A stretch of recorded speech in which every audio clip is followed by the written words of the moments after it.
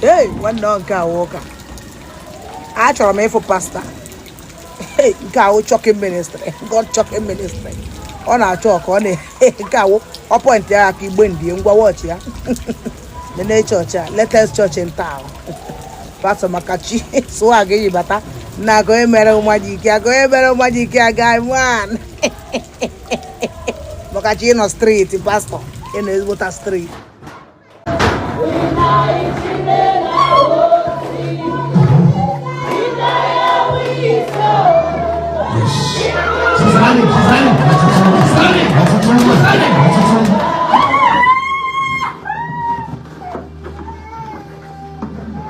The anointing that will make you run.